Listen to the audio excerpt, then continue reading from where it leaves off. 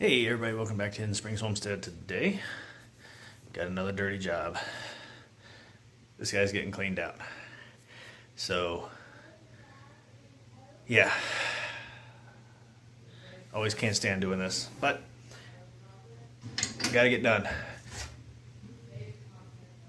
So, always remember guys, take your baffles out. Ours is already cracked. We actually bought this stove used, and it came with a cracked baffle. Haven't really found the need to replace it yet. It works okay without it, but maybe one day we'll get it replaced. But get those baffles out when you do this flue, because if not, when you break through, all that extra, when you finally lets go, you're going to hit your baffles and you're going to break them. So let me get this one out. All stoves are different. Also, guys, a little disclaimer: check your homeowner's insurance.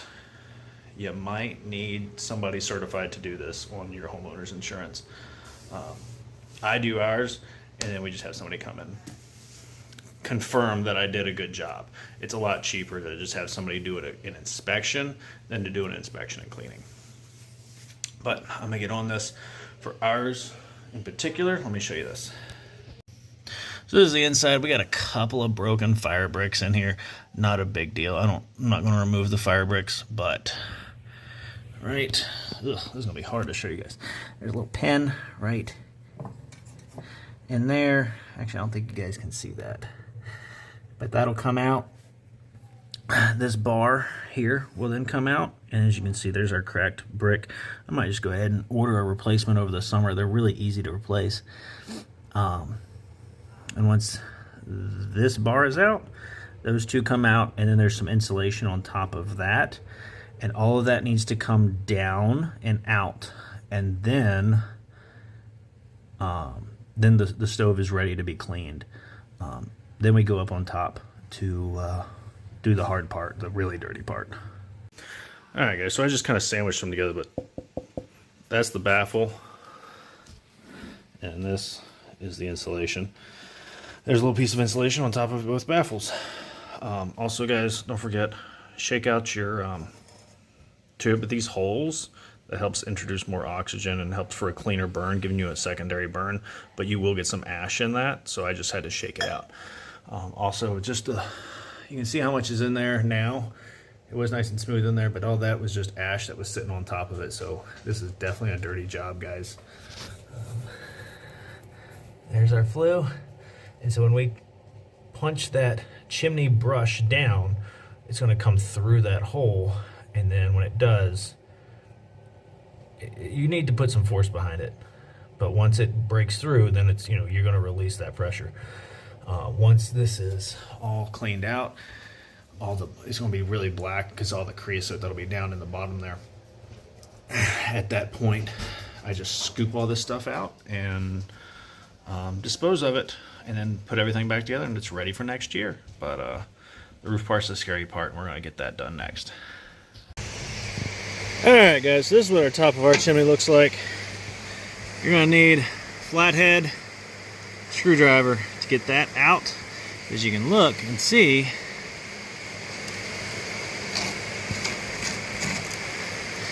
all this is kind of coarse and nasty. We're going to clean that out. And who'd have thought these old COVID masks would come in handy? But this stuff, these creosote crystals, are kind of coarse, and I don't want that getting in my lungs, so I'm going to use the mask. But I'm going to take this thing off real quick, and we'll go from there. All right, so here's what it looks like. Whoop, bead coming out. You can see it's not too bad. It's probably about a 1/4 inch thick, but if you look down further, you can still see the rings of metal. I have not touched this yet, and that's a good sign, because that means the wood that we were burning was good and dry and wasn't all bad and creosoted up. Also, whenever you're working on the roof, have yourself an assistant. Just in case you fall off the roof, he's going to call Mom for help. Isn't that right, bud? You do know 911, right?